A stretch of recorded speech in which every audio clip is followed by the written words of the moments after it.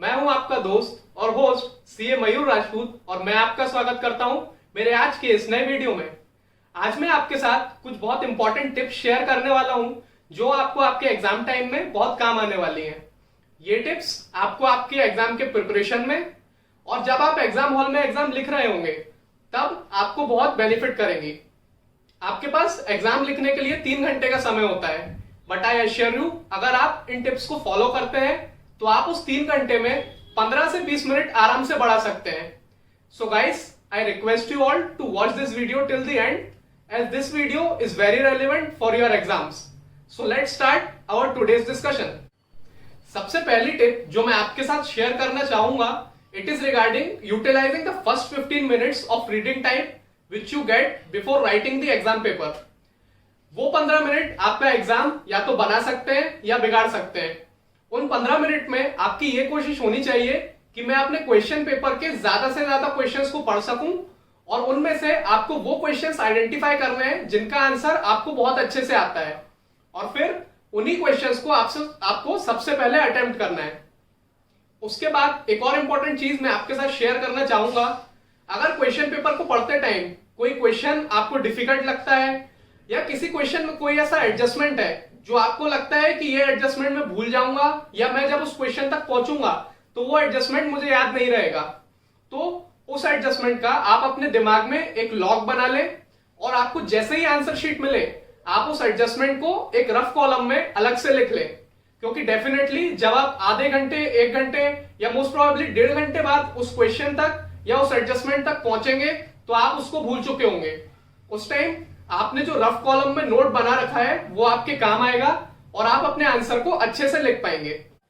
The next tip which I would like to share with you all is regarding the preparation phase. हम अपने preparation phase में एक बहुत ही common गलती करते हैं कि हम अपने आंसर्स को लिखकर सॉल्व करके नहीं देखते, या तो अगर हम उन्हें लिखकर सॉल्व कर रहे हैं तो हम उन्हें प्रॉपरली लिखकर सॉल्व नहीं करते। हमें अपने आंसर्स को उसी तरीके से लिखना चाहिए जैसा हम उस आंसर को एग्जाम में लिखेंगे। अगर आप उस आंसर को लिख के नहीं देखेंगे तो आपको ये पता ही नहीं चलेगा कि आपको उस आंसर को लिखने में कितना समय लगने वाला है। This applies to both practical as well as theory subjects. हम जब भी प्रिपरेशन करते हैं, मान लीजिए हम कोई प्रैक्टिकल सब्जेक्ट पढ़ रहे हैं जैसे कि अकाउंट्स, तो हम जनरली क्या करते हैं, हमने एक लाइन खींची, पेज को 2 पार्ट्स में डिवाइड किया, एक साइड हमने पर्टिकुलर्स लिखे, एक साइड अमाउंट लिखे और हमने उस क्वेश्चन को सॉल्व कर लिया। और हम ये सोचते हैं कि मैं अभी वर्किंग नोट्स लिख के क्यों देखूं, मुझे इसके पीछे का लॉजिक पता है कि मैं ऐसा अकाउंटिंग ट्रीटमेंट क्यों कर रहा हूं। So guys, this approach of solving the questions is totally wrong. अगर आप ऐसे करके देखेंगे क्वेश्चंस को तो आप कभी भी सही एनालिसिस पे नहीं पहुंच पाएंगे। अगर आपको उस क्वेश्चन में 20 मिनट लगना चाहिए और अगर आप उसको प्रिपरेशन फेज में ही सही से सॉल्व करके नहीं देख रहे हैं तो डेफिनेटली आपको उस क्वेश्चन को सॉल्व करने में एग्जाम में आपको 25 से 30 मिनट डेफिनेटली लगने वाले हैं। And the same thing applies to theory questions as well.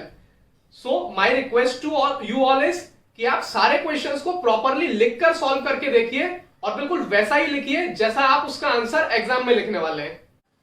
अब मैं आपके साथ कुछ ऐसी टिप्स शेयर करना चाहता हूं जिससे आप अपनी राइटिंग स्पीड को बढ़ा सकते हैं, आप अपने क्वेश्चन को सॉल्व करने की स्पीड को बढ़ा सकते हैं और आप एग्जाम हॉल में डेफिनेटली 15 से 20 मिनट एक्स्ट्रा गेन कर सकते हैं।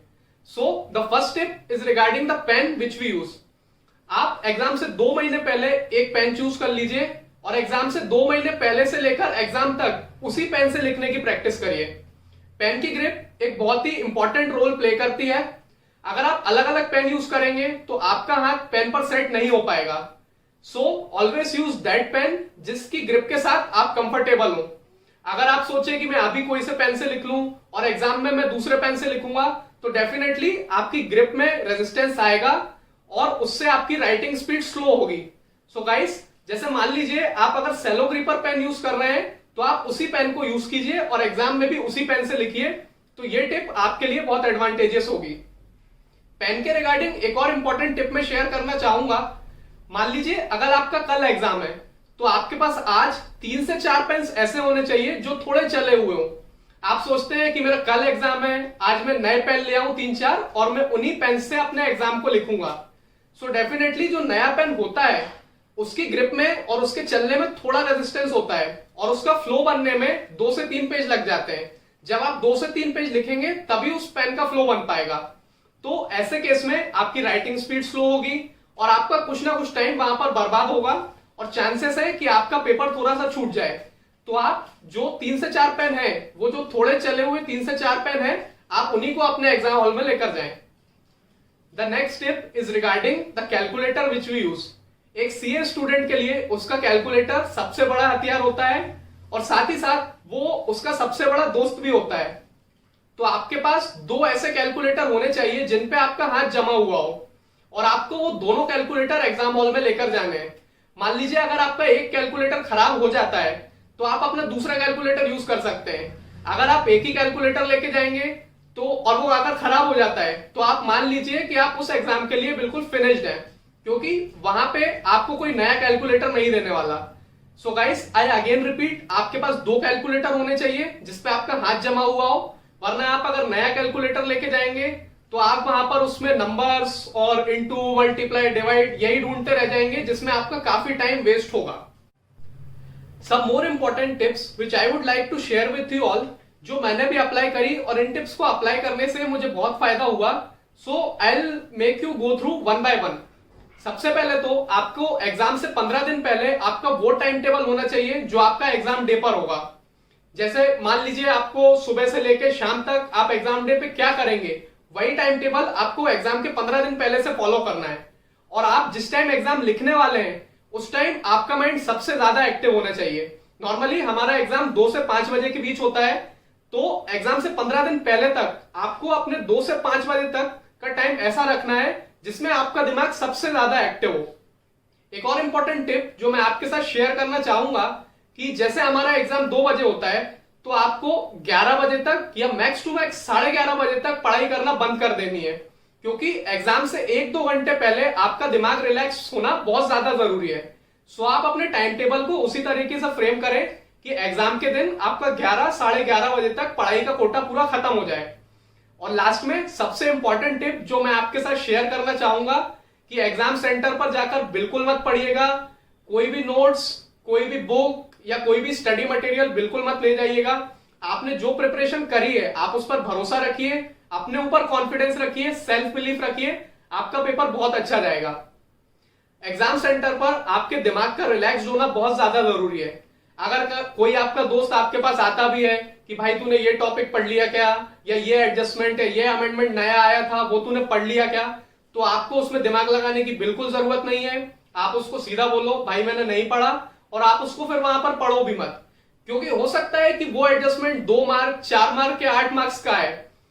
वो 4 मार्क्स या 8 मार्क्स का छोड़ना आपको नहीं अखरेगा, मगर वो पढ़ने के चक्कर में अगर आपके दिमाग में टेंशन आ जाता है, आप रिलैक्स नहीं रहते, तो आपका पूरा पेपर बिगड़ सकता है। तो एग्जाम सेंटर पर जाने के बाद आप बिल्कुल कुछ भी पढ़ाई मत करिए। घर से निकलने से पहले आप अपनी पूरी प्रिपरेशन करके जाइए। तो दोस्तों, ये कुछ बहुत छोटी छोटी टिप्स थी जो मैंने अपने प्रिपरेशन फेज के दौरान और अपने एग्जाम टाइम में अप्लाई की, और इन टिप्स से मुझे बहुत फायदा हुआ। और मैं आशा करता हूं कि आप सभी भी इन टिप्स को फॉलो करेंगे और अप्लाई करेंगे, और इन टिप्स से आपको भी जरूर बहुत फायदा होगा। So guys, that was all about today's video. I hope आप सभी को आज का ये वीडियो अच्छा लगा होगा। अगर आपको आज का ये वीडियो अच्छा लगा तो give it a thumbs up, और कमेंट बॉक्स में मुझे कमेंट करके बताएं आपको आज का ये वीडियो कैसा लगा। Also don't forget to watch my previous videos and also follow me on all my social links to stay updated regarding my video content. And at last, don't forget to like, share and subscribe to my channel. Thank you for watching this video.